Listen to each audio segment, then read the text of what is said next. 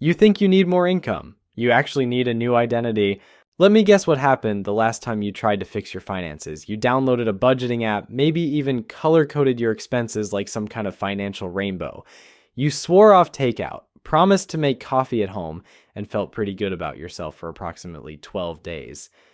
Then life happened, your car needed repairs, or your friend invited you to that expensive restaurant, or you just had a really terrible Tuesday and decided you deserved something nice. Before you knew it, you were back to your old spending habits, staring at your bank account like it personally betrayed you. Sound familiar? Yeah, I thought so. My name is Nick, and I've spent way too much time figuring out why some people effortlessly build wealth while others stay trapped in the same financial patterns year after year, despite making decent money and having good intentions.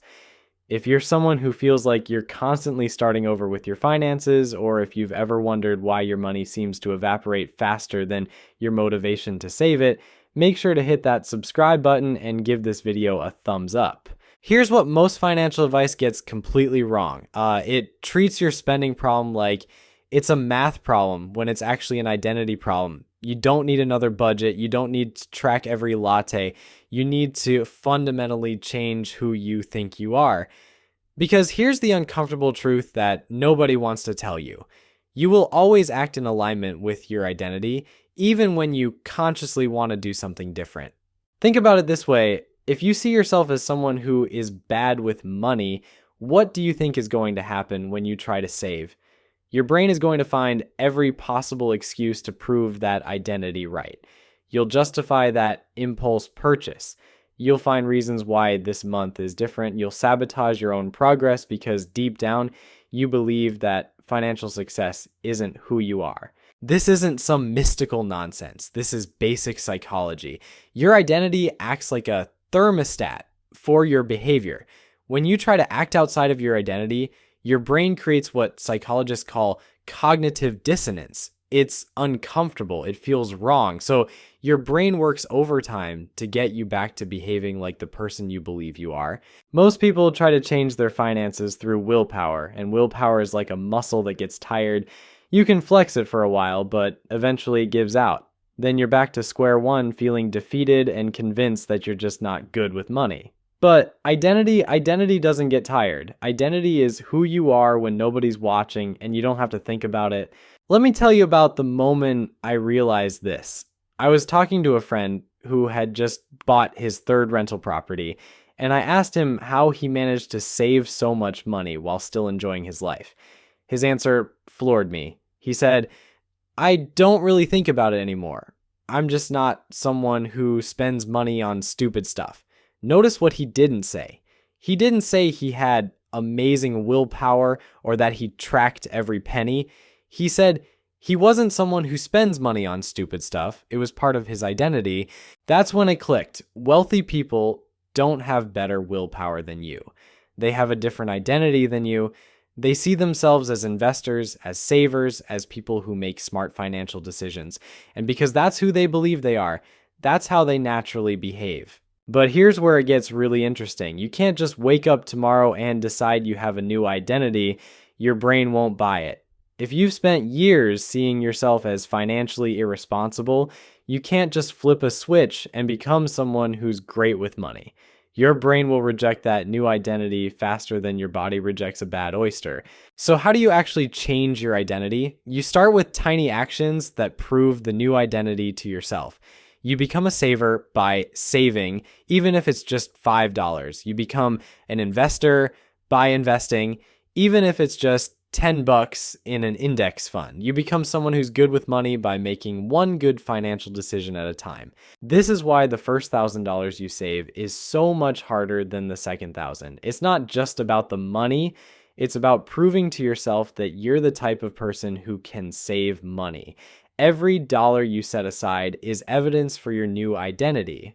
Your brain starts to think, maybe I am someone who saves money. Maybe I am someone who makes smart financial decisions. But let's be honest about something that financial gurus don't want to admit. The first $10,000 you save isn't really about building wealth. It's about building a completely different version of yourself. And that process is uncomfortable as hell. your old identity is going to fight back. It's going to whisper things like, you deserve this purchase. You work hard. One splurge won't hurt. You're being too restrictive. That voice isn't your enemy. It's your old identity trying to survive. Because if you succeed at changing your financial habits, that old version of yourself dies. And no part of you wants to die, even the parts that are holding you back. This is why most people give up on their financial goals. They think they're fighting against external circumstances when they're actually fighting against themselves. They're trying to kill off an old identity without fully committing to a new one. It's like trying to quit smoking while still thinking of yourself as a smoker who's temporarily not smoking. Eventually, that identity is going to win. The breakthrough happens when you stop trying to restrict the old you and start building the new you. Instead of saying, I can't afford this, you start saying, I don't spend money on this. Instead of saying, I should save money, you start saying, I'm someone who saves money. The language shift might seem small, but it's actually rewiring your brain at the identity level. Here's something that will probably surprise you. The amount of money you save matters less than the consistency with which you save it. Saving $50 every month for a year is more powerful than saving $600 once. Not because of the math, but because of the identity formation. $50 every month tells your brain, I am someone who consistently saves money. $600 once tells your brain, I did something unusual that one time. This is why crash diets don't work and why financial crash diets don't work either. They're trying to force behavior change without identity change. You lose 20 pounds or save $2,000 through sheer willpower, but since your identity hasn't changed, you inevitably drift back to your old patterns. The people who successfully transform their finances understand something profound. They know that the money isn't the goal. The person you become in the process of building wealth is the goal. Because that person, that identity, will continue to make good financial decisions long after you've stopped thinking about it. And here's the part that gets really exciting. Once you've built that first $10,000, something magical happens in your brain. You stop operating from a place of scarcity and start operating from a place of abundance. You make different decisions about your career, your relationships, your entire life, because now you have what I call walking away money. Walking away, money is exactly what it sounds like. It's the financial cushion that lets you walk away from anything that doesn't serve you, a toxic job, a manipulative boss, a relationship that's draining your soul. When you have $10,000 sitting in your account, you're not negotiating from desperation anymore. You're negotiating from strength. But here's what's really wild about this shift. It's not just about having options, it's about how differently you show up in the world when you know you have options. People can sense it. Your boss can sense it. That confidence you feel when you're not living paycheck to paycheck, that translates into better performance at work, which leads to raises and promotions. It's like a psychological feedback loop where money creates confidence, which creates more money. I've seen this happen over and over again. Someone saves their first $10,000 and suddenly they're asking for that raise they've been putting off for 2 years. They're starting that side business they've been talking about forever. They're taking calculated risks because they have a safety net. The money didn't just change their bank account, it changed their entire relationship with risk and opportunity. Now, let me blow your mind with something that sounds completely counterintuitive. The money you save isn't what makes you wealthy. The habits you develop while saving that money are what make you wealthy. Think about that for a second. If someone handed you $50,000 tomorrow, would you be rich? Probably not for very long, because you haven't developed the identity and habits of someone who builds and maintains wealth. This is why lottery winners go broke. They get the money, but they don't get the identity. They're still the same person who was bad with money, except now they have more money to be bad with. Within a few years, they've blown through everything because their spending expanded to match their windfall, but their identity never changed. The person who slowly and methodically saves $50,000 over 5 years, they're going to be wealthy for the rest of their life. not because of the 50,000, but because they've become the type of person who makes smart financial decisions consistently. They've built the psychological infrastructure for wealth. Here's where most people get tripped up, and honestly, where I got tripped up for years. Like, they think building wealth is about finding the perfect investment strategy or the highest yield savings account. They're optimizing for the wrong thing. They're trying to hack the outcome instead of building the foundation. It's like trying to build a house by starting with the roof. The foundation is your identity as someone who controls their money instead of letting their money control them. Everything else is just details. Once you have that foundation, the investment strategies and the high yield accounts and all that technical stuff becomes easy because you're not fighting against your own psychology anymore. But let's talk about something that nobody mentions when they're giving you financial advice. The identity shift is uncomfortable, like really uncomfortable, because changing your identity means letting go of stories you've been telling yourself for years. Maybe you've been telling yourself that you're just not a money person. Maybe you've been telling yourself that wealthy people are greedy or shallow. Maybe you've been telling yourself that you don't deserve financial success. All of those stories have to die for your new identity to be born. And that process feels like grief because it literally is grief. You're mourning the death of your old self while simultaneously trying to birth your new self. No wonder most people give up halfway through. The trick is to expect this discomfort and lean into it instead of running from it. When that voice in your head says, "This isn't who you are," you smile and say, "You're right. Yeah, this isn't who I was, but it's who I'm becoming." You acknowledge the discomfort without letting it derail your progress. Here's something that will probably make you laugh, but it's absolutely true.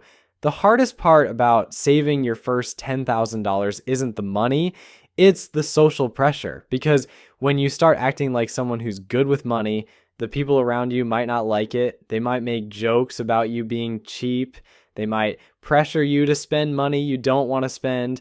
They might even get angry at your new financial discipline because it makes them feel bad about their own spending habits. This is where you find out who your real friends are. The people who support your financial growth are keepers. The people who tried to sabotage it, well, they're showing you exactly why they don't have any money saved themselves. You're going to need to develop what I call financial boundaries. When someone pressures you to spend money you don't want to spend, you're going to need to say no without explaining yourself to death. "I can't afford it" is a complete sentence. "That's not in my budget" doesn't require a 30-minute justification. "I'm saving for something else" is perfectly valid, even if that something else is just peace of mind. The beautiful thing about building this new identity is that it gets easier over time. Those first few months are brutal because you're constantly fighting against your old patterns. But after 6 months of consistently acting like someone who's good with money, something magical happens. It stops feeling like acting. It starts feeling like who you actually are. And that's when the real transformation begins. Because once saving money becomes part of your identity, you stop needing willpower to do it. It just becomes what you do. Like brushing your teeth or checking your phone. You don't have to think about it anymore. It's automatic. The first $10,000 rewrites your brain chemistry. I'm not being dramatic here. This is actual neuroscience. When you live paycheck to paycheck, your brain is constantly flooded with cortisol, the stress hormone.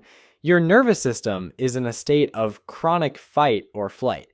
You're literally operating from a place of survival, which makes it almost impossible to think strategically about anything, let alone money.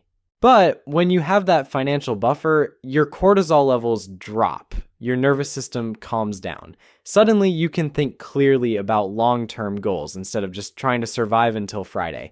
You start seeing opportunities instead of just threats. You start making proactive decisions instead of just reacting to whatever crisis pops up next.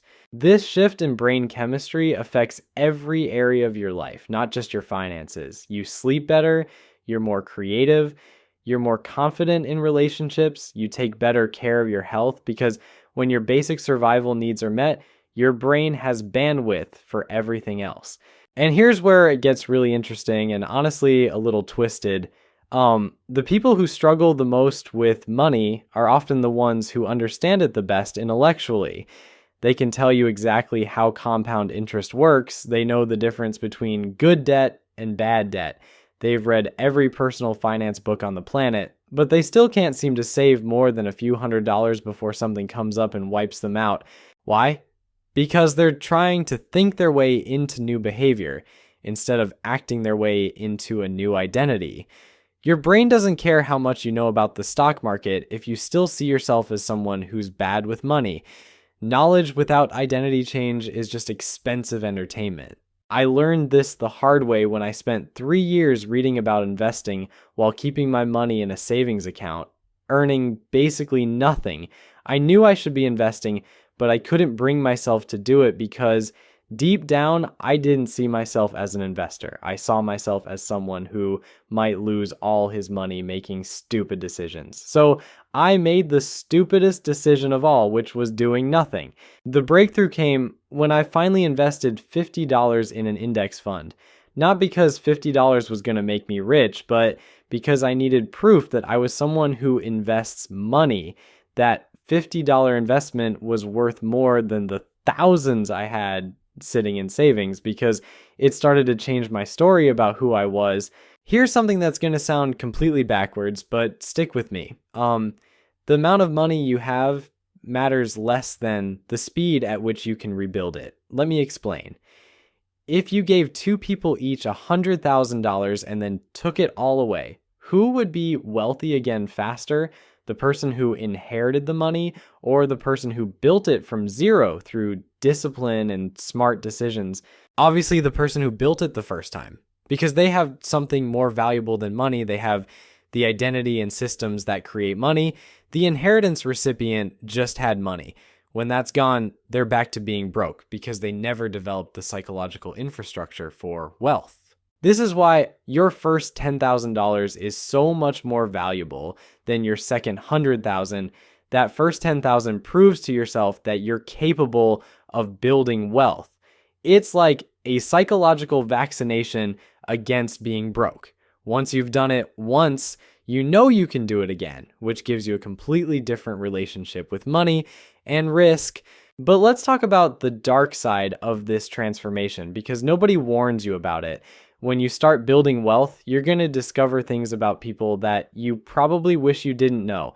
You'll find out which of your friends are genuinely happy for your success and which ones are secretly resentful. You'll realize how many people in your life have been using your financial struggles as an excuse for their own. When you stop being the broke friend who can't afford to do things, some people won't know how to relate to you anymore. It's like you've broken an unspoken social contract. They were comfortable being financially irresponsible as long as you were too. Now that you're getting your act together, they feel judged by your very existence, even if you never say a word about their spending habits. This is where a lot of people sabotage themselves. They start making progress, then they feel guilty about leaving people behind. So they slip back into old patterns to maintain relationships that were probably holding them back anyway. Don't do this. Your financial success is not a betrayal of your past self or the people who knew that version of you. It's a gift to your future self and, everyone who depends on you. Here's what nobody tells you about building that first $10,000. It's going to expose every character flaw you have. Your impatience, your need for instant gratification, your tendency to make excuses, your fear of being different from everyone else. Saving money is like holding up a mirror to your soul, and sometimes what you see isn't pretty. That's the real journey. You thought you were just saving money, but you were actually building a completely different version of yourself. Someone who doesn't need permission to make smart decisions. Someone who sleeps well at night because their future is secure. Someone who has the ultimate luxury in this world, which isn't a fancy car or designer clothes, it's options. If this video helped you see money differently, hit that subscribe button because we're just getting started on rewiring your financial future. Financial